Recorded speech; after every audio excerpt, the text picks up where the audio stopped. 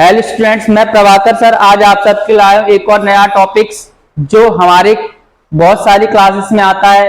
First class से लेके 12th class तक RMS नवोदय और बाकी परीक्षाओं में भी आता है। तो देखिए हम अपनी कोचिंग पर किस किस सब्जेक्ट और क्या क्या कराते हैं। First to 10th all subject जो MP और CBSE बोर्ड दोनों में रहता है। इसके अलावा हमारे यहाँ कुछ बैचेस रहते हैं। सबसे पहले RMS रहता है, राष्ट्रीय मिलिट्री स्कूल, और उसके बाद नवोदय एग्जाम रहता है। उसके बाद रहता है सैनिक स्कूल का एग्जाम रहता है। ठीक, हमारे जो मोड्स रहते हैं, हम किन किन मोड पर बैचेस चलाते हैं, ऑफलाइन मोड और ऑनलाइन मोड, दोनों मोड पर चलाते हैं। और हमारे यहाँ होम ट्यूशन की भी फैकल्टी उपलब्ध कराई जाती है जो ऑनलाइन और ऑफलाइन दोनों मोड में रहती है। ठीक, और सोशल मीडिया चैनल है हमारे कुछ, यूट्यूब, टेलीग्राम, फेसबुक, इंस्टाग्राम। ठीक है, अगर आप ऑफलाइन हमसे जुड़ना चाह रहे हैं तो ऑफलाइन हमारा जो इंस्टीट्यूट एड्रेस है वो कहाँ है, Balaji complex, D block, Shatabdipuram, Gwalior, Madhya Pradesh. तो देखिए आज हम किस टॉपिक को डिस्कस करने वाले हैं। हम आज करने वाले हैं काव्य।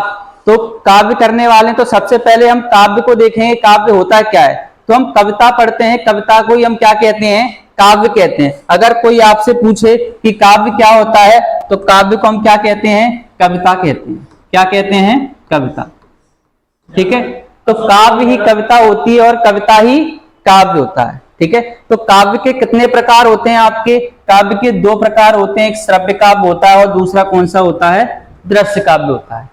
पहला कौन सा होता है, श्रव्य काव्य, और दूसरा कौन सा होता है, दृश्य काव्य होता है। ठीक है, तो देखिए सबसे पहले कि काव्य कहते किसको हैं, कि काव्य किसे कहते हैं। तो देखिए आचार्य विश्वनाथ के अनुसार काव्य की परिभाषा क्या होती है, रसात्मक वाक्यम काव्यम।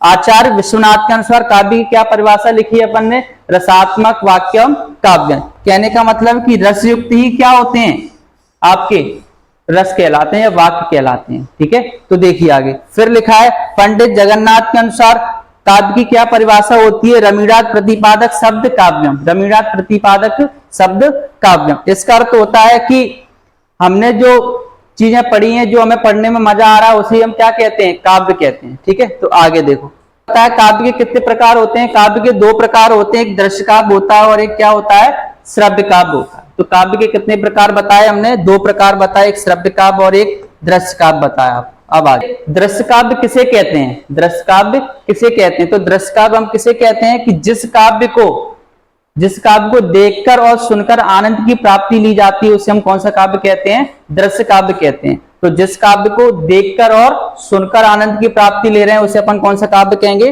दृश्य काव्य कहेंगे। जैसे कि नाटक, फिल्म, ये सब कैसे काव्य हैं, दृश्य काव्य हैं। इसके अलावा आपका आता है श्रव्य काव्य। तो श्रव्य काव्य हम किसे कहते हैं, जिस काव्य को सुनकर और पढ़कर आनंद की प्राप्ति ली जाती है उसे हम कौन सा काव्य कहते हैं, श्रव्य काव्य कहते हैं। इसमें हमारा क्या आता है, कहानी और उपन्यास आते हैं। ठीक है, अब आगे अगर आपसे कोई पूछ ले कि श्रव्य काव्य और दृश्य काव्य क्या विशेषताएं होती हैं और उनके अंतर क्या होते हैं, तो देखिए तो सबसे पहले दृश्य काव्य की विशेषता क्या होती है, इसका आनंद हम किससे देख कर लेते हैं, आंखों से देख कर लेते हैं। और श्रव्य काव्य की क्या विशेषता होती है, इसका आनंद हम कैसे लेते हैं, पढ़कर और सुनकर लेते हैं। ठीक है, और दूसरी विशेषता है इसके लिए हमें किसकी जरूरत पड़ती है, रंगमंच। रंगमंच का मतलब होता है स्टेज की जरूरत पड़ती है, और श्रव्य काव्य में हमें किसी भी स्टेज की रंगमंच की जरूरत नहीं पड़ती है। ठीक, और इसके आगे है इसमें अभिनय होता है। इसमें अभिनय का मतलब होता है इसमें एक्टिंग कराई जाती है,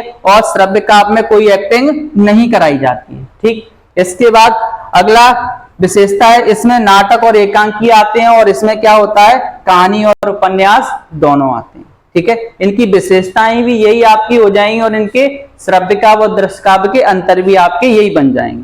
तो आगे देखते हैं अपन।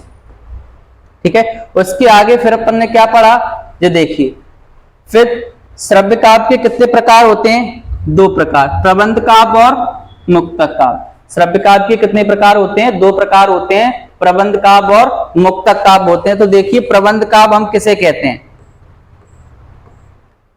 तो प्रबंध काव्य हम किसे कहते हैं, वह काव्य जो शुरू से लेके अंत तक पूरी तरीके से कैसा हो, बना हो, और उसका अर्थ हमें आसानी से समझ में नहीं आए, उसे हम कौन सा काव्य कहते हैं, प्रबंध काव्य कहते हैं। ठीक है, कहने का मतलब क्या, फिर से दोबारा सुनिए एक बार, कि प्रबंध काव्य हम उसे कहते हैं जिस काव्य को शुरुआत से लेके अंत तक क्रमबद्ध रूप से कैसा हो, बंधा हो, और उसका अर्थ हमें आसानी से समझ में नहीं आए, उसे हम क्या कहते हैं, प्रबंध काव्य कहते हैं। ऐसा ही इन्होंने भी लिखा रखा है कि वह काव्य जो आदि से अंत तक क्रमबद्ध रूप में बंधा होता है और क्रम कहीं बीच में नहीं टूटता, उसे क्या कहते हैं, अपन प्रबंध काव्य कहते हैं। और इनके कितने प्रकार होते हैं, इनके कितने प्रकार होते हैं, 3 प्रकार होते हैं। प्रबंध काव्य के कितने प्रकार होते हैं, 3 प्रकार। पहला महाकाव्य, दूसरा खंड काव्य और तीसरा आख्यानक गीत। आपका महाकाव्य और खंड काव्य क्लास 10 तक रहता है और क्लास 12 में आपका क्या आ जाता है, आख्यानक गीत आ जाता है। ठीक है, तो देखिए सबसे पहले अपन किसको डिस्कस कर रहे हैं, महाकाव्य को। तो महाकाव्य किसे कहते हैं, तो महाकाव्य हम उसे कहते हैं जिस काव्य में किसी महान व्यक्ति के जीवन में संपूर्ण वर्णन किया जाता है उसे महाकाव्य कहा जाता है। मतलब कि जिस व्यक्ति के संपूर्ण जीवन का वर्णन किया जाए, कहने का मतलब जन्म से लेके मृत्यु तक की सभी घटनाओं के बारे में बताया जाता है और महान व्यक्ति के बारे में बताया जाए, उसे हम क्या कहते हैं, महाकाव्य कहते हैं। ठीक है, जैसे कि इन्होंने लिखा है, वह काव्य जिसमें महान व्यक्ति के संपूर्ण जीवन में वर्णन किया जाए उसे अपन महाकाव्य कहते हैं। इसकी विशेषताएं देखिए, कुछ विशेषताएं। सबसे पहली विशेषता महाकाव्य की क्या होती है, महाकाव्य में नायक संपूर्ण जीवन होता है। नायक का कैसा जीवन होता है, पूरा जीवन का वर्णन किया जाता है, जो भी अपन है उसके संपूर्ण जीवन का वर्णन करेंगे। इसके अलावा दूसरी विशेषता क्या होती है, इसकी कथा इतिहास प्रसिद्ध है। इसकी जो कथाएं होती है महाकाव्य की वो कैसी होती हैं, इतिहास में प्रसिद्ध होती हैं। अगली विशेषता क्या है, इसका नायक महान और प्रभावशाली चरित्र वाला होता है। इसमें जो नायक होगा, जिसके बारे में अपन वो लिख रहे हैं महाकाव्य, तो वो कैसा होगा, चरित्रवान होगा, प्रभावशाली होगा। इसमें लिखा है 8 या 8 से अधिक क्या पाए जाते हैं, सर्ग या मतलब इकाई पाए जाते हैं। इसके अलावा क्या लिखा है, इसमें कई रस और क्या आते हैं, छंद आते हैं। और अगली विशेषता क्या होती है, इसमें पात्रों की संख्या कैसी होती है, अधिक। पात्र का मतलब यहाँ पे क्या होता है, जो लोगों की संख्या होती है वो यहाँ पर कैसी होती है, अधिक होती है। अगला देखते हैं अपन खंड काव्य।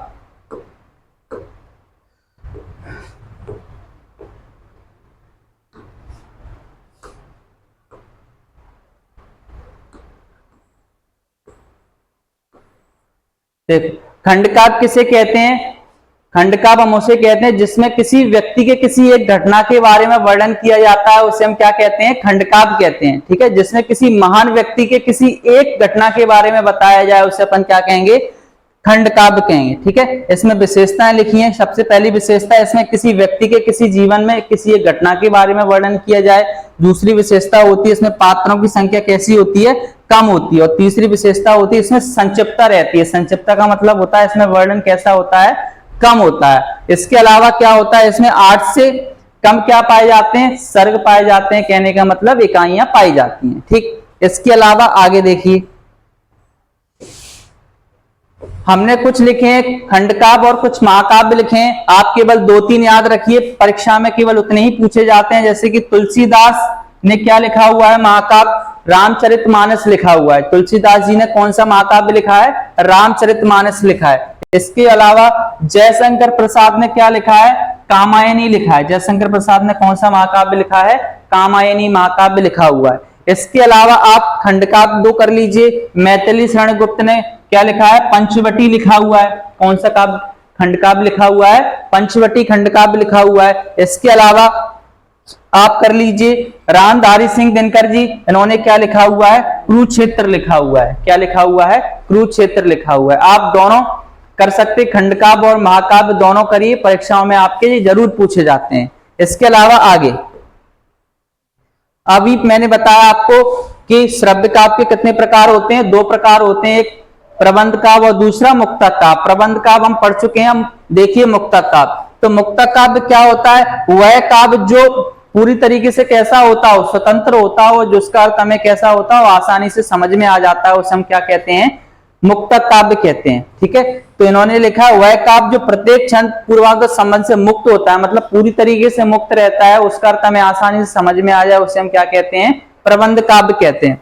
प्रबंध काव्य कितने प्रकार के होते हैं, 2 प्रकार के होते हैं, एक पाठ्य मुक्तक और दूसरा क्या होता है, गय मुक्तक होता है। पहला क्या होता है, पाठ्य मुक्तक, और दूसरा कौन सा होता है, गय मुक्तक होता है। तो पाठ्य मुक्तक किसे कहते हैं, इसमें भावों की उपेक्षा विचारों की प्रधानता होती है। इसमें जो भावों की उपेक्षा किसकी प्रधानता होती है, विचारों की प्रधानता की जाती है, वो कौन सा होता है, पाठ्य मुक्तक होता है। गैर मुक्तक क्या होता है? इससे अंग्रेजी में लिरिक्स कहते हैं। इसमें भावना और संगीतमा की क्या होती है? प्रधानता होती है। मतलब कि इसमें भावना और संगीतात्मकता होती है। क्या होती है? जिसमें अपनी भावना और जो संगीत पढ़ रहे हैं ऐसी भावना आ जाती है, उसे हम कौन सा क्या कहते हैं?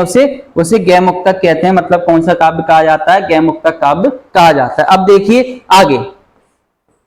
आगे लिखा हुआ है क्या? चंपू काव्य। तो चंपू काव्य हम किसे कहते हैं? चंपू काव्य हम उसे कहते हैं जिसमें गद्य और पद्य दोनों को मिश्रण में ले लिया जाए। जिसमें गद्य और पद्य दोनों को क्या कर लिया जाए? मिश्रित कर लिया जाता है, उसे हम कौन सा काव्य कहते हैं? चंपू काव्य कहते हैं। जैसे कि यशोधरा किसने लिखा हुआ है? मैथिली शरद गुप्त ने लिखा हुआ है। यशोधरा जो है आपका कौन सा किसने लिखा हुआ है? मैथिली शरण गुप्त। क्या है आपका? चंपू काव्य। इसके अलावा सिद्धराज जो किसने लिखा हुआ है? वो भी मैथिली शरण गुप्त ने लिखा है। सिद्धराज क्या? एक चंपू काव्य। अगर आपको ये वीडियो समझ में आए तो आप इस वीडियो को शेयर करिए, लाइक करिए और सब्सक्राइब करिए। तब तक के लिए धन्यवाद।